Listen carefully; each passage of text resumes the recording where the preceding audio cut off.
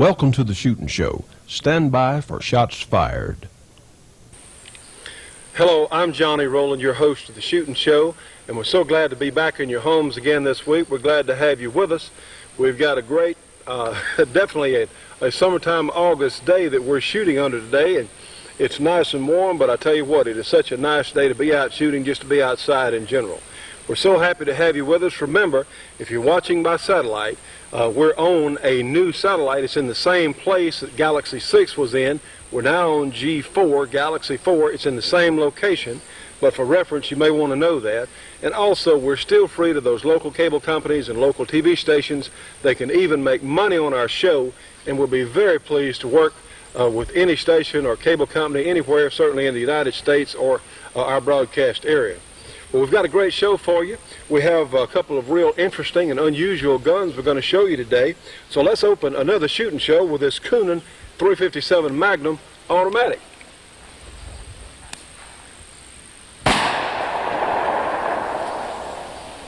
Now, friends, you can tell, of course, I have a little perspiration dripping everywhere because I think the news said a little while ago it was 100 degrees here today with a heat index factor of about 112. So it's real nice out here. I've graduated from our shooting show cap to a hat because it's a lot cooler working out here today. So anyway, if I can just keep the water off my safety glasses. Friends, we're looking at something that a lot of us have not seen before. This is a relatively new company. I say relatively as far as the firearms business goes. Any company under, say, 25 or 30 years old is a new company. But this is a Coonan 357 Magnum semi-automatic handgun. And it is very similar, you can tell, to our government model Colt 45. The controls are in the same place. Someone who is familiar with a Colt 45 ACP will be very easily acclimated to the Coonan. The controls are in the same place. Now, they are different guns. Now, the folks at Coonan told me that this is some of the toughest material that they could possibly find to make guns out of, and this gun is in stainless steel. Similar to the Colt, it has a 7-round magazine, as in the magazines we've gotten used to in the 45s over the years, although it does operate a little differently. This gun, I think the original model Coonans had internal workings very similar to the government model, but this is a Model B. This is not one of the most recent guns made, but it's very similar. This gun is several years old, but it has the modifications that Coonan made right after they went into production on a regular basis. And when I say modifications, the Model B here is essentially, and I use the term loosely, essentially a cross between a government model 1911 and a Browning high power. It did away with the swinging link on the barrel on the 45 here, and it has a cam arrangement very similar to the Browning high power. And friends, what I can say is we've had this gun, I guess about a week now, and we have really enjoyed shooting it. Occasionally you'll run into products that we like to call Cadillac guns, which the workmanship is just outstanding.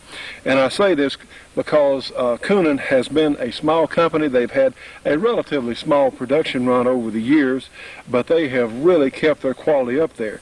Now, they make this gun in 357. They also make a smaller model, an abbreviated model called the Cadet. That's just a little different. It's a little bit smaller. In fact, Kurt has one. Kurt Vickers, our associate producer, and we're going to try to get him to do a test on his in the near future. But when I first saw this gun, I said, well, wait a minute. You know, a 357 Magnum is a rimmed cartridge, primarily a revolver cartridge, and I wondered how it was going to work. Well, according to the information I have, the good folks at Coonan literally started with a concept for a magazine and pretty much built their gun around that. And I tell you what, friends, it really does work. This is one of those guns that you say, well, I don't know when you first try it, and then you see how their engineering concepts worked out, and you say, well, that's awfully good. They really knew what they were doing when they decided to make it like that. Now, another difference, and we know this gun's unloaded, another difference this gun has from your standard government model is it has a hinged trigger. You have a little pin at the top, and the trigger hinges on that pin instead of having a straight back trigger like we're used to on the 45s. But I understand that they're contemplating making this gun in a couple of other chamberings, and I understand it's going to be, one of them is going to be a 10mm Magnum chambering, which AMT has been using in their Automag 3 or 4, whichever number it is. But I tell you what, friends, if you've got a good, solid, dependable 357 Magnum, I tell you, that's about all the power that most of us need. Ballistically speaking, this gun is normally running about 100 to 150 feet per second faster than the same load in our Smith & Wesson 686 revolver, which is not to say anything bad. You know, the 686 is one of my favorite guns, period. But I think it may have something to do with the way the people at Coonan rifle their barrels. I think they use a different process. The barrels are somewhat slicker, and of course you don't have the opening between the cylinder and the barrel that you do on a revolver. You have a closed breech. It is really a unique and excellent system that these folks have here. And you know, so much stuff comes through our program, and I said this recently on the show, we've had so many different products that we've tested. Well, not a lot, just really gets me worked up. But after shooting this gun, and incidentally we've got accuracy at 25 yards with one of our rather warm hand loads, a hot hand load in fact, 125 grain Sierra bullet moving about 1,500 feet per second behind a stiff charge of H110 powder. Anyway, we have gotten 2-inch groups with it just real regularly. Given time, let me look for test other types of ammunition. There's no telling what it would do, because the gun really does want to shoot well. It has a, and one more time, you know me, I'm always checking these guns to see if they're unloaded. It has a light trigger. It has every piece on the gun speaks of quality. They're not inexpensive. But you know, several years ago when these folks first started manufacturing, well, they were thought to be a more expensive gun. But now this gun retails for around $700, somewhere in that bracket. But you know, the Smith & Wesson stainless steel 4506, they're about $700 in that price bracket. The SIGs are in the same level. And I tell you what, friends, you definitely get quality. Quality that a lot of the larger manufacturers would be very proud of in this Coonan 357. Well, let's shoot the gun for a moment and let you take a look at it in action and see what you think. Now, friends, here is your Coonan magazine, and it looks a little different and works a little differently, or say, than some magazines we've been used to. Well, they include in the box a little loading tool, which is just a little pin that goes through a hole here in the magazine, and it really is helpful for loading. It makes it just a lot easier than certainly a lot of other magazines I'm aware of. But what you do, you'll pull the follower down and you'll slip the cartridges in, just as simple as can be. Now these hold 7, and of course one in the chamber gives you a total of 8 cartridges.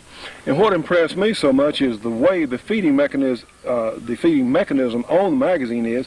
It really puts the bullet sort of in a central location to the hole in the chamber. The bullet does not have a rough ride. It does not impact the ramp at a high velocity, which is really going to distort the bullet. And that's something that I think is so important. Here you have bullets with a hollow point with a lot of exposed lead, and it really doesn't beat them up on the way into the chamber. So it is really, that's one of the most impressive things I've seen, and it works. You know, we have yet to have this thing jam on us. It really, and I've tried 5 or 6 different bullet profiles, from a couple of different hand loads to Winchester silver tips, Federal 125 jacketed hollow points, the Winchester black Talon 180 grain, and heck, they've all shot good. So it is really amazing. And of course you do get the increase in velocity over this gun over a comparably sized revolver. And so let's take a look at it. Well, now we have it loaded. Insert the magazine in the base just as standard, and be sure it's seated all the way in. And I'm going to check my hearing protection real well, because any 357 Magnum is going to be loud. But I think you're going to see the recoil may not be as much as a lot of revolvers. It's really such a neat system that they have devised. Okay, Now you know what to do. We pull the slide all the way to the back and let it go. Of course, we're going to apply our safety for the moment. So let's let you take a look at it. In firing, I don't think you're going to see a lot of muzzle jump. All right.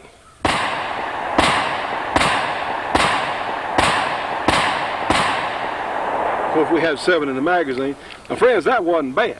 And of course, you've got a tremendous amount of horsepower there with this full charge 357 Magnum case. It has the grip safety just like the 1911, and it's well thought out. It doesn't hurt that web of your hand. Like I say, friends, not a lot impresses me, but this was one that darn sure has. All right, friends, let's do a little exercise. And you know, we do a lot of limited, or shall we say, types of some people may want to call it defensive or combat scenarios, because we get a tremendous amount of mail, a tremendous amount of phone calls about defensive firearms, about how for people to defend themselves, and they want to see what works and how it works. So we do a good bit of this, and of course we have hunting season coming up. Yes, we are going to do some more segments on reloading, and yes, we are going to do some more black powder probably next week. But today, since we have our Coonan, let's take a look. Let's compare the Coonan semi-automatic to a revolver. Let's compare it to our 686. So what we're going to do, we're going to shoot 2 targets on each paper target. I mean, 2 shots on each paper target. Bang, bang, bang, bang. So let's see how long it takes with our standard 686 with full charge ammunition. All right, we're going to punch our timer, and we'll get ready and get in position. Okay, we have 4 shots, and they're all good hits. We have one here and here. Right target, one here and here, in 1.25 seconds. So let's tape our target. Remember that figure, 1.25 seconds. And as I've said before, when we're down here shooting, masking tape is an essential ingredient, so we'll know where we did or in fact did not hit on our target. We'll take a moment to tape it.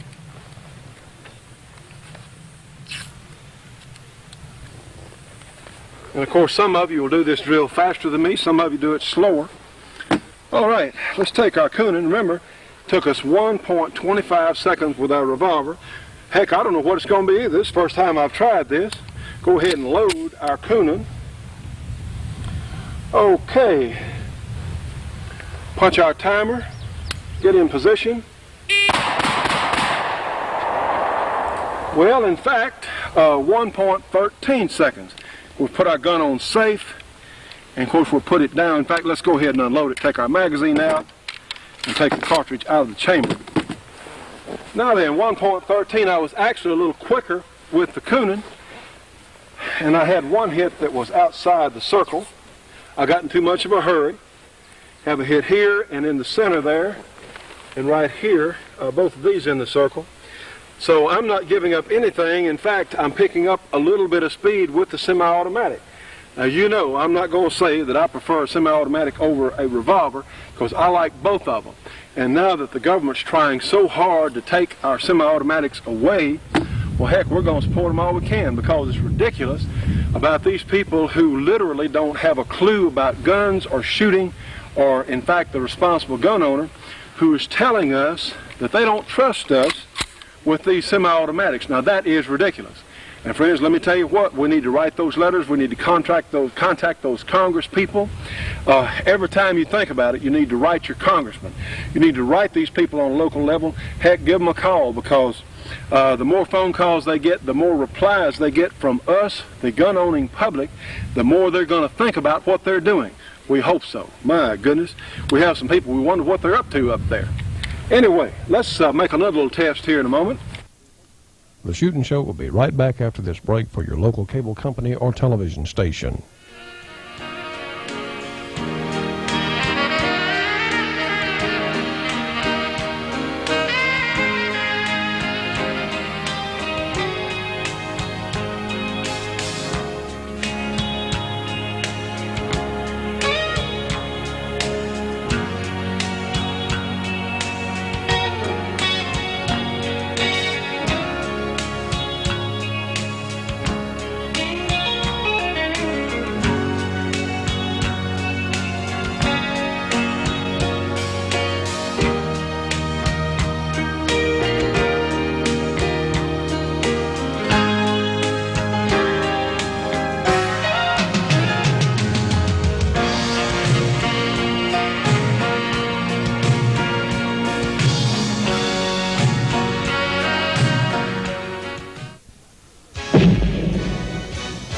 awesome firepower. Precision rifle skills. That's what you'll find along with lots more in these two great new videos, Marine Corps Firepower and Marine Corps Silent Drill Team. See an actual firepower demonstration of the latest Marine Corps weapons of the infantry, including the M220 Ecto-Tow missile system, grenade launchers, mortars, and lots more. Plus the Marine Corps Silent Drill Team, an incredible display of precision rifle handling skills by the most respected and admired rifle squad in the world. Two great new videos for one low price, just $19.95 through this special TV offer. Marine Corps Firepower and Marine Corps Silent Drill Team. Two videos for the price of one. Call and order yours right now.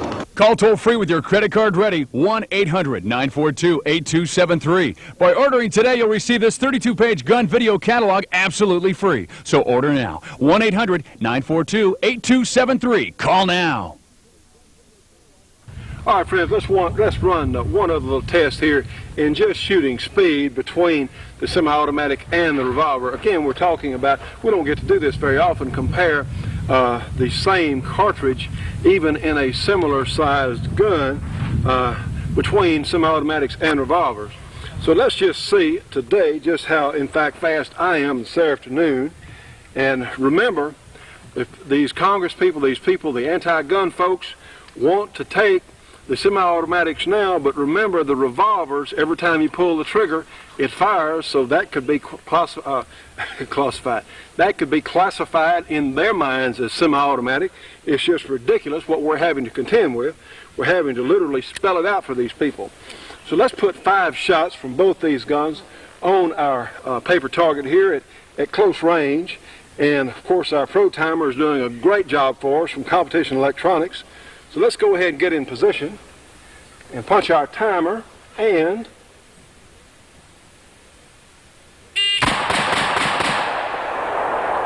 okay, 1.34 seconds on our timer, and we actually got a pretty doggone good group there. Surprised myself. I'll do that every once in a while, because you know me, I'm always quick to say I'm the average shooter with a little practice, and some of you could do a lot better than me who are watching our show, but I'm doing it today. So, all right, 1.34 seconds for 5 shots for my 686. Same drill, our Coonan, and it is loaded. Yes, we have 5 shots in it. Hearing protection in good. Let's punch our timer and wait for the beep.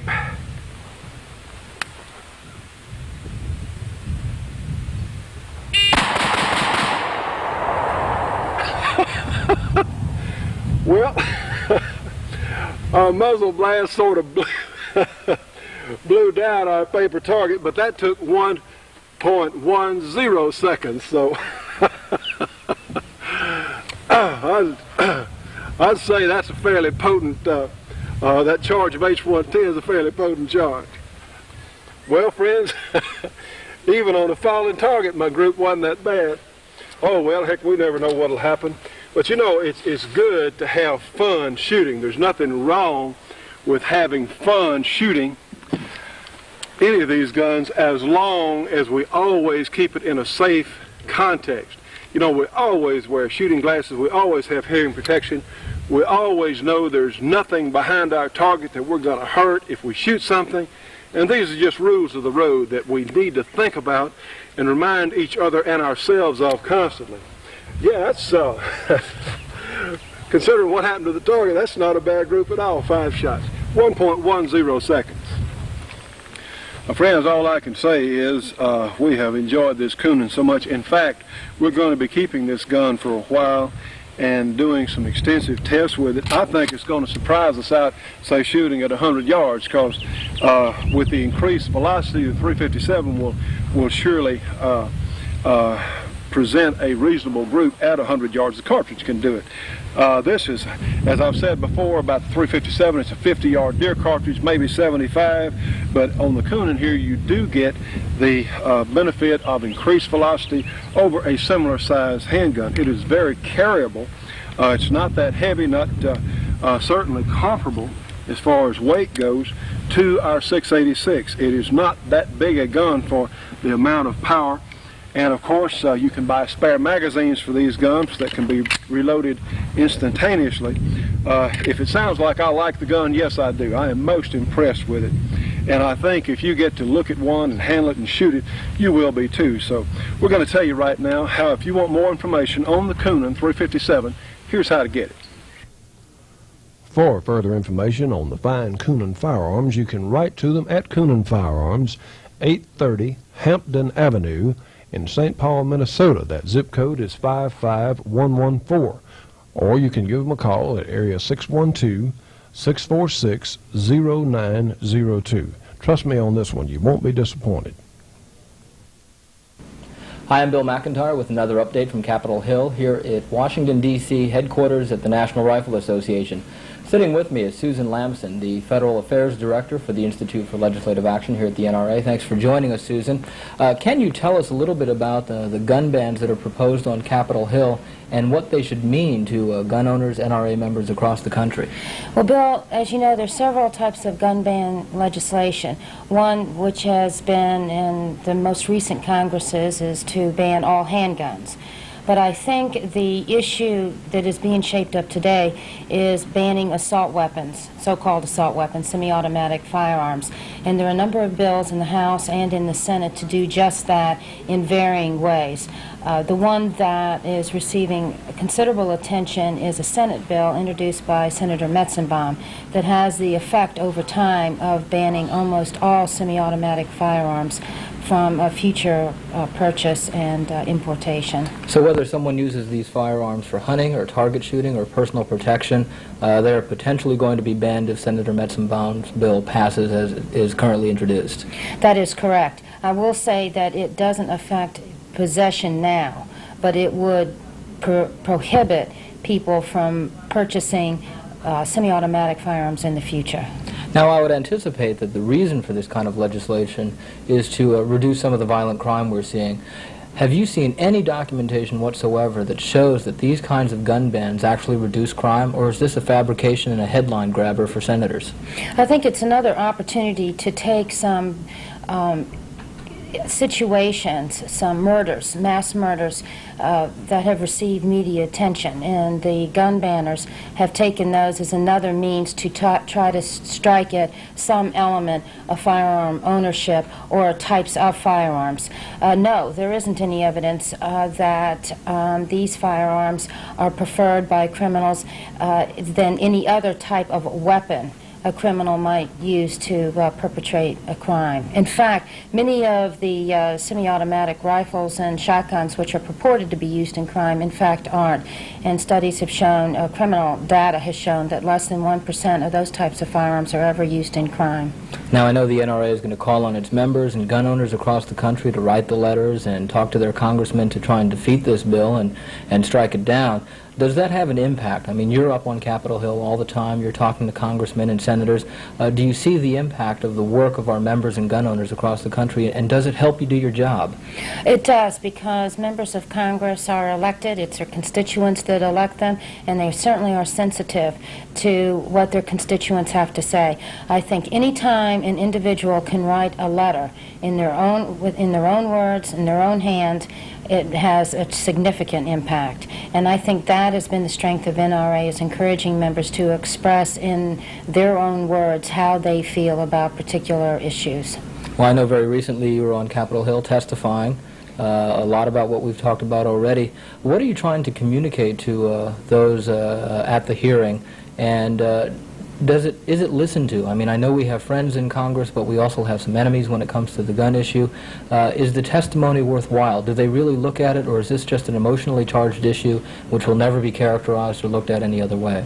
This particular hearing was asked for by Senator Feinstein of California in the wake of the murders at the law firm by Ferry. And there were several victims, or relatives of victims, of not only that incident but also the CIA murders. And it's an opportunity to showcase, using very emotional testimony, a stepping stone to try to push gun legislation, gun ban legislation. There are members on the Hill that I would say, no, don't listen. I mean, their minds have been made up. But I also think they're feeling the outcry from people to do something about crime. And their something is, and always has been, a quick fix. Pass a gun bill, a gun ban bill, or gun restriction bill, and walk away and say, I did something for crime. And you never double back to see if it has any effect. When we testified, or I should say when I testified, our discussion was trying to at least educate people on the distinction between automatic firearms and semi-automatic firearms, and that distinction has been blurred deliberately by the gun ban proponents. That the focus needs to return to the criminal justice system, because if you don't enforce the laws and you don't make crime pay, you're going to continue to have this explosion of violent crime that we're seeing in this country, and a continued call by the citizens of this country to do something. They're not interested if it's going to have any meaning, it's going to have any effect on the crime issue, but they have the need to vote for something.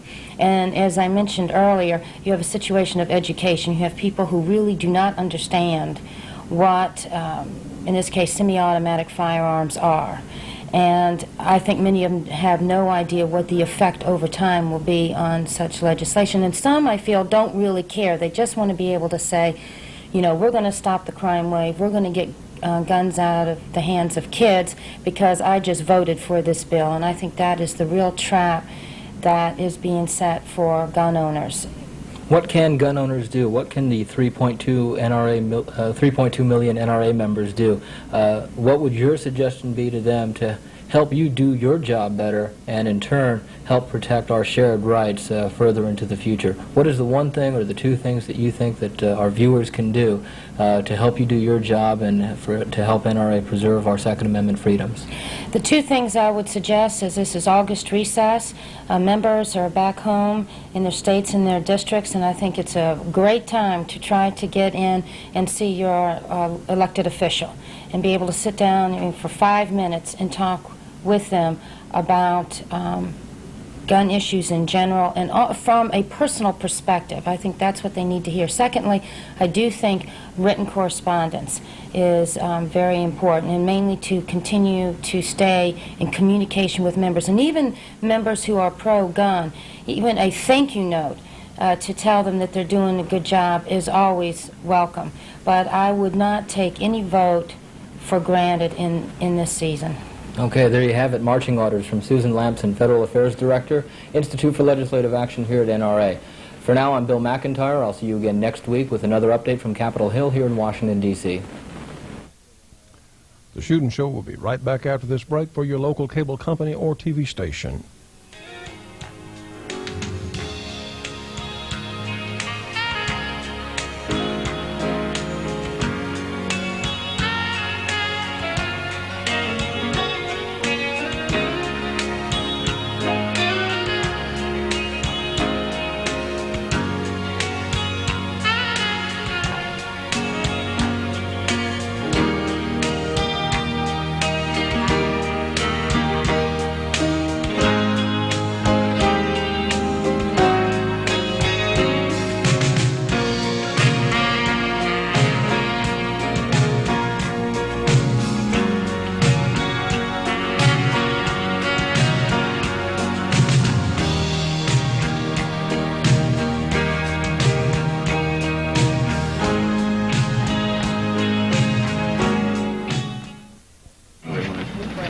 All right, people, the voters are screaming about violent crime. What are we going to tell them? How about the truth? We're not keeping violent criminals in prison. Sir, 35 right. states are under court order to release criminals. The average criminal set free will commit 187 more crimes a year. We're out of prison space. We gotta make more. Good people are getting hurt bad. With the likelihood of arrest and conviction, a murderer will spend 1.8 years in prison. Yeah, and a rapist a couple of months. I'm not in the prison building business. We're in the re-election business. Thank you. Listen, just a handful of repeat offenders commit most violent crime. We could just stop letting them go. Look, stop giving me the facts and start giving me headlines. How about another gun control law? Yeah, we've already got 20,000 of them. It just don't work. So my gun control plan to restrict firearms sales to citizens will break the back of violent crime and rid our streets of violent criminals. Do we have any questions?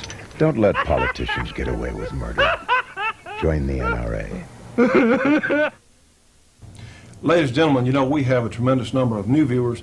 People watch the shooting show that really don't know very much about guns of any type, but yet people are afraid for their own personal safety, and with good reason.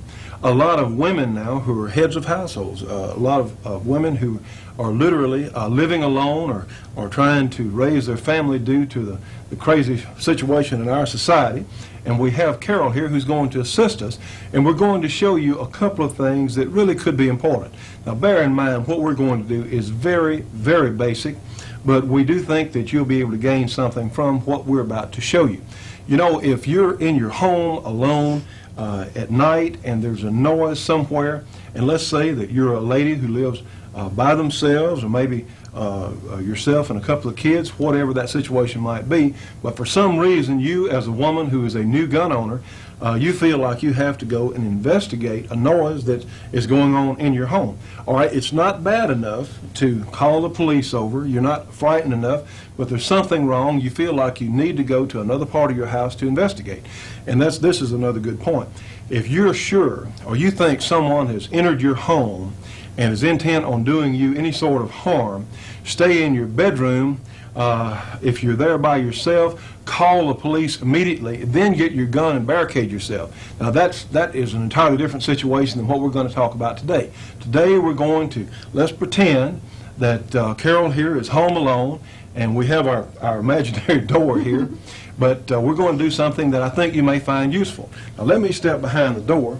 Now Carol, a lot of people, a lot of women who are not familiar with guns would ease up to the doorway here, and what they're going to do, they're going to poke that gun barrel around the door.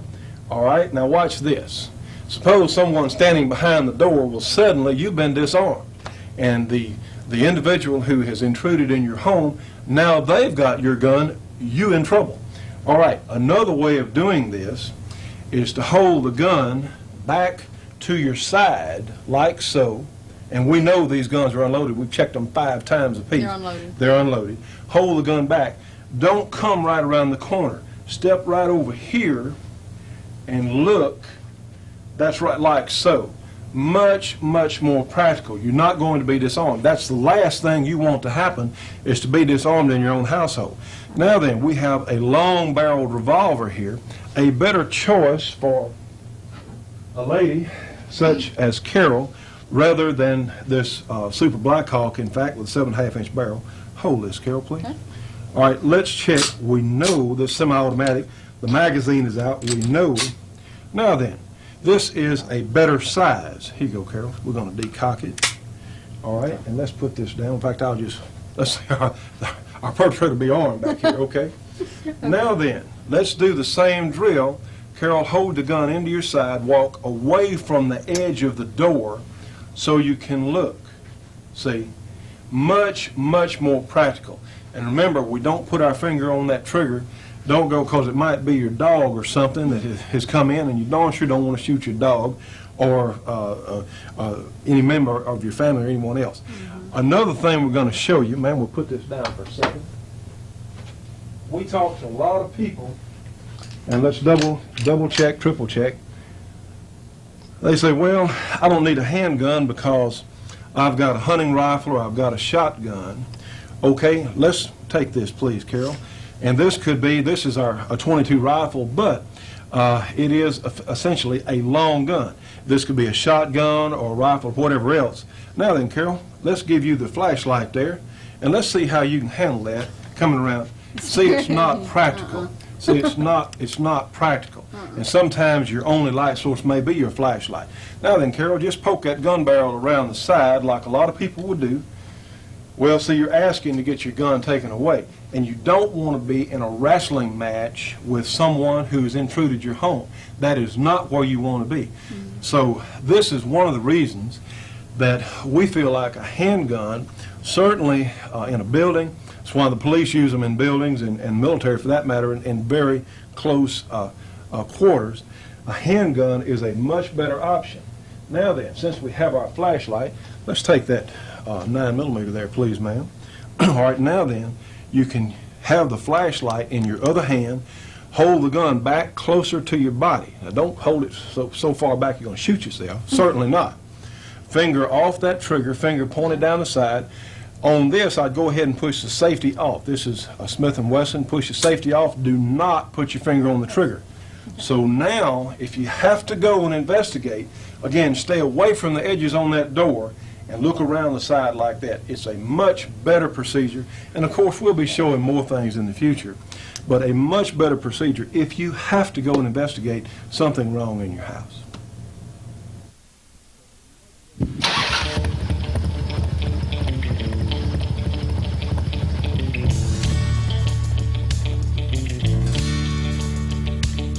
I'm proud to be an American, thank God our country's strong. But some time ago, you know, it occurred to me, there's something going wrong. My granddad fought against tyranny, so we could all be free. I'm afraid, my friends, his fight has passed down to you and me, down to you and me. We got people telling us what to do, they don't even know our name. We're just a number on some little card, and I think that's a shame. If George and Abe could see us now, bet they'd both agree this is not exactly what they had in mind. The land of liberty, sweet land of liberty.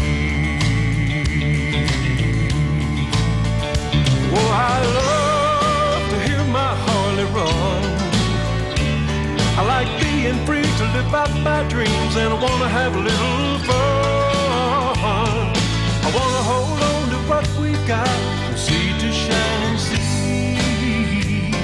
I'm afraid, my friend, the fight has passed down to you and me.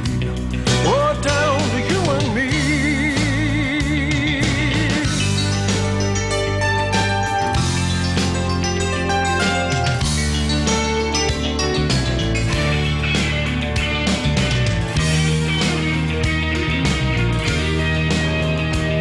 We got politicians and bureaucrats all telling us what to do. And they don't seem at all concerned about what they put us through. They tax and spend like there's no end, throw it all away. Just keep in mind there'll come a time when nobody's left to pay. Well, nobody's left to pay. There's people that wanna lock us up just to keep us away from harm. They want a police state to give us orders, but they can get us unarmed. There's folks that say they know the truth, well, they saw it on TV.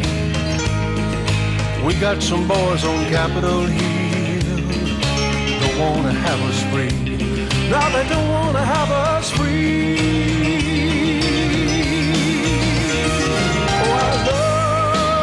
My Harley run. I like being free to live out my dreams, and I want to have a little fun. I want to hold on to what we've got, from sea to shining sea. I'm afraid, my friends, the fight is passed down to you and me. Well, down to you and me.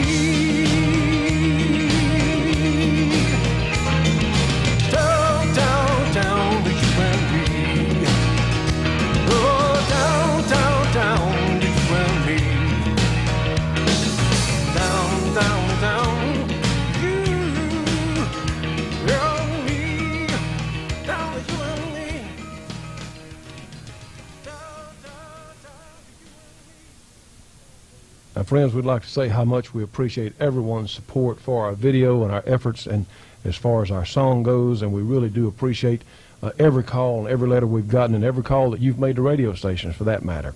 If you'd like to order a copy of the video, it's $17.95. If you'd like a copy of our music tape with 10 of my songs on it, including Down to You and Me, that's $9.95. And for an official T-shirt that you see me wearing on the program, that's $14.95, and $12.95 for our cap. So you can get all these things from the Shootin' Show, 554 Kings Highway, Shreveport, Louisiana. The zip is 71104. Our phone number, of course, you might make a note of this, is area 318-222-8515.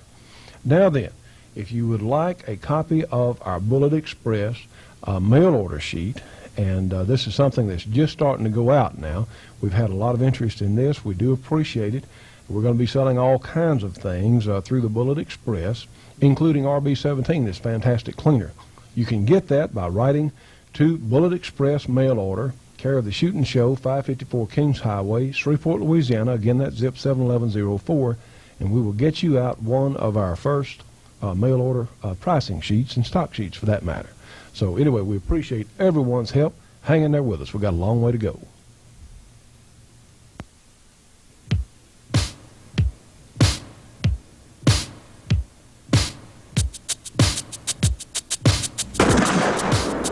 Nobody hits them all, but practice before the season can turn a lot of those misses into hits.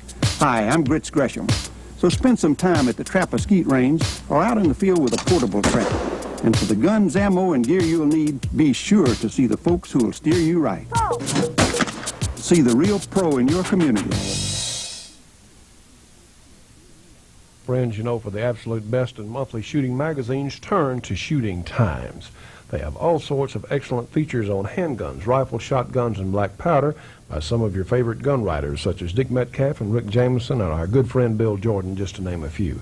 Each month you'll find interesting articles on guns, shooting, reloading, and new products in the firearms industry, along with information on pending legislation of interest to all gun owners. For subscription information, call 1-800-727-4353. Shooting Times, the best there is. Now stay tuned for more of the Shootin' Show after this break for your local cable company or television station.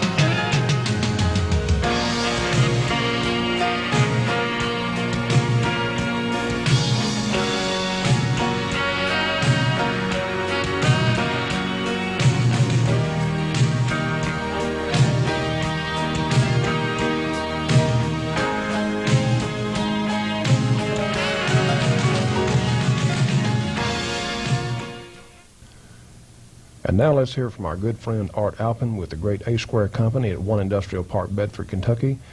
And please give them a call if you'd like information on their fine line of high-powered rifles and ammunition. That phone number is area 502-255-7456. Now, this is a particular piece that we had on our program some time ago, but realized those viewers that have been with us for a long time, we have tremendous numbers of new viewers, and they haven't seen this. So we thought we'd play it for everyone again today.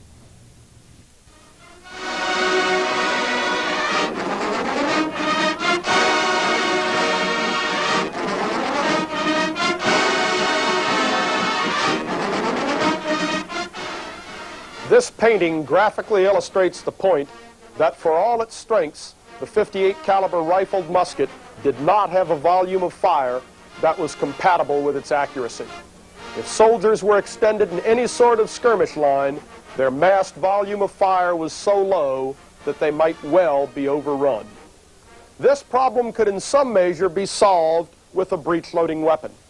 The U.S. Indian Wars provide some perfect examples of the changes wrought by the breech loader when it replaced the muzzle-loading rifled musket. It would perhaps be profitable to start with the war between the states. Many historians are prone to criticize the decision-makers in the war between the states as being stupid. The historians say that machine guns and repeating rifles were available. Anyone should have seen their superiority and should have adopted them immediately. Such historians are technical illiterates. The weapons of the war between the states were 19th century weapons and were in no way equivalent to anything we conceive of in the 20th century. For example, to characterize a Gatling gun as a machine gun is the grossest possible twisting of the term. The same is true of the breech-loading and repeating rifles and carbines of the War Between the States era. Though they had a greater volume of fire than the rifled musket, those breech-loaders and repeaters that did actually work, and there were few of those, suffered severe limitations in combat range. Further, at any one time, there were at least 15 or 20 competing designs of breech-loaders and repeaters being shown to the Army. Each one was totally different in design and function and took a completely different type and caliber of ammunition. However, each one had at least one salesman who could put on a demonstration proving his to be better than the others. Normally that salesman had more than a little political clout from some fellow in Congress. Regardless of what the salesman showed, cartridge cases and rifle designs were in their infancy and were not up to the claims made for them. When issued in the field, breech loaders like the Joslin were discarded immediately, for they were not worth carrying. Lastly, you should understand that the manufacturing plants, though much better in the North than in the South, were still not capable of producing breech loaders or repeaters in the necessary millions of copies, nor ammunition for them in the required billions of rounds. Given these limitations in manufacturing, the short combat range, the technical infancy and unreliability of the breech loaders and the cartridge cases, there were very good reasons for retaining the .58 caliber rifled musket as the primary shoulder weapon during the war. By 1866, however, things were changing. The attention that the war focused on the problem of breech loaders began to result in some very sound designs. Further, cartridge cases were rapidly improving, and the industrial capacity of the North found that post-war demand was more in line with what they could produce. Into this arena stepped Mr. Erskine Allen, a toolmaker at the Springfield Armory. He patented and showed to the Army his method of converting the Springfield rifled musket into a breech loader. His basic idea was to cut out the breech area of the rifled musket. The resulting trough was filled with a breech block that pivoted upwards like a trap door. After discharge, the hammer was cocked, the lock released, and the breech raised. This extracted and ejected the old cartridge. The shooter then thumbed a new cartridge into the chamber, closed the breech, and was ready to fire.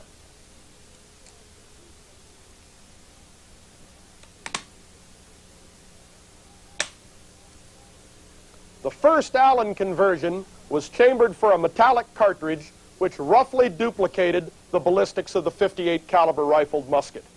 By 1866, his second model conversion, which included relining the barrel to accept a .50 caliber center fire cartridge, was deemed suitable for general military use. I should emphasize here that none of this was possible without a practical center fire cartridge case. The case held powder, bullet, and primer in one package. The cartridge case also served double duty by expanding against the chamber on discharge and sealing the powder gases in the barrel. This cartridge case is critical. The breech loader held the cartridge case, and the case sealed the gases. Back to Mr. Allen's rifle, it was adopted in July of 1866 and put into immediate production.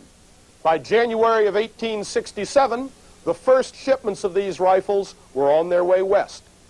These rifles arrived on the frontier none too soon. Serious social discussions with the Sioux Indians were reaching a fever pitch along the Bozeman Trail in Wyoming and Montana during the period 1866 and 67. The Fetterman Massacre had just occurred, and the Army, with its post-war reductions in manpower, was having trouble holding on.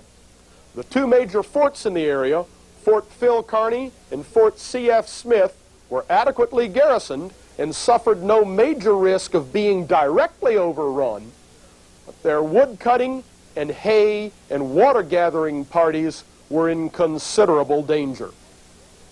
When confronted with isolated parties of whites, Indian tactics were simple. They attempted to close the range as much as possible, preferably by ruse or surprise. When it was time to join battle, they normally had one or two warriors expose themselves as firing dummies. As soon as the first volley was fired by the whites, the remaining Indians would charge pell-mell, knowing that at worst, the whites with muzzle loaders could fire one more volley before being overrun. In August of 1867, the Indians tried this at a hayfield outside Fort C.F. Smith and in a wood-cutting area outside Fort Phil Kearny. In both cases, they met with a large surprise as they suffered volley after volley in rapid succession. A comparison of what they expected and what they got looks like this.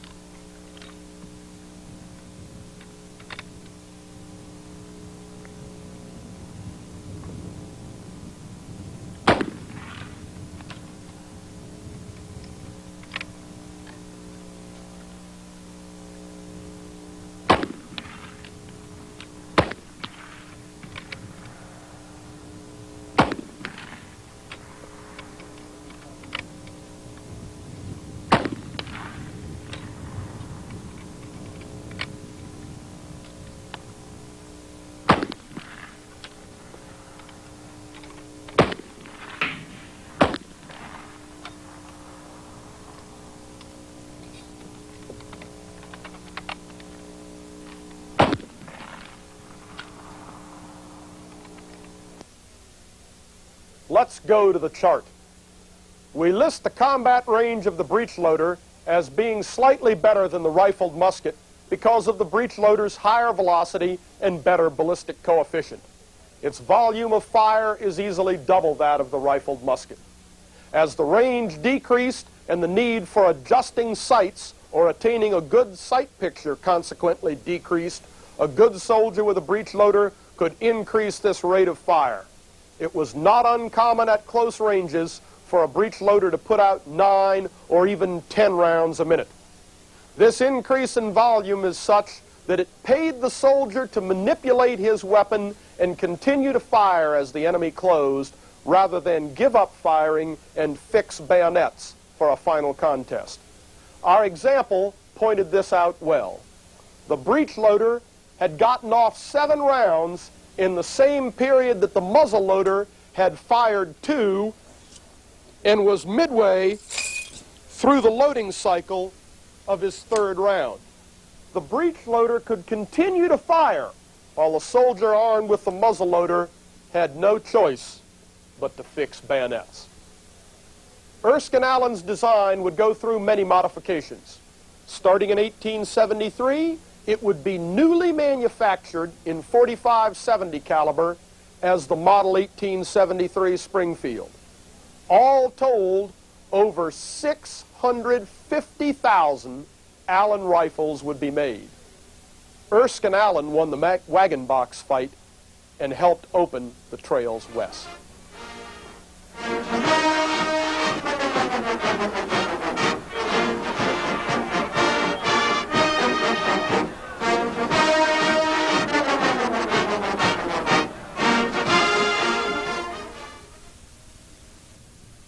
Now, friends, you know all of us as shooters should be subscribing to Shotgun News, the trading post for anything that shoots. 3 big issues monthly with literally thousands and thousands of firearms bargains. Shotgun News, Post Office Box 669, Hastings, Nebraska. That zip is 68902. Their phone number is area 402-463-4589. MasterCard or Visa subscriptions only, 1-800-345-6923. And we want to be sure and remind you folks about our good friend Larry Scott and his Interstate Roadshow on KWKH Radio. That's 1130 on your AM dial, midnight to 5:30 a.m. Larry is a shooter and a fine supporter of our program. We're happy to be working with him. Well, friends, we've looked at one 357 already today. Let's look at one more.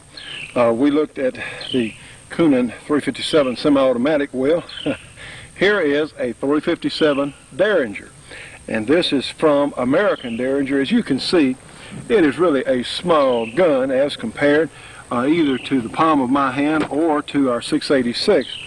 And the way these guns work, they have a little lever on the side that you'll push a little button. You have a spring-loaded button to push, and push the lever down into the front and swing the barrels up like so. We know this gun's unloaded. And it is a system developed by Remington back in the 1800s, but the system was so successful, it is still being used today. Now, friends, you'll see we have a safety on this American Derringer. What happens is you'll partially cock the hammer and push the safety in, and it prevents any movement of the hammer toward the firing pins. So that is really a good idea. And of course, to take the safety off, all you have to do is cock it, and it automatically pops out. And of course, then the gun can be fired.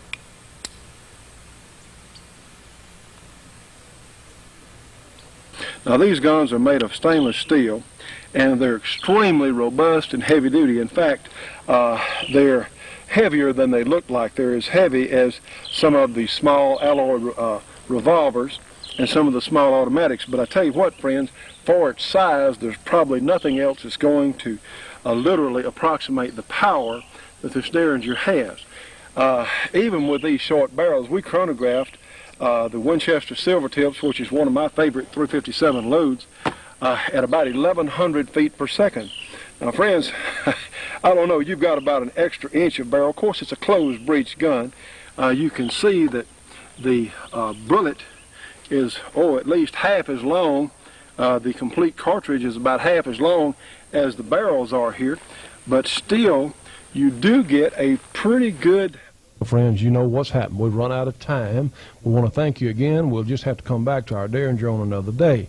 Thanks again for being with us this week for the Shootin' Show, and we look forward to seeing you again next week on another Shootin' Show.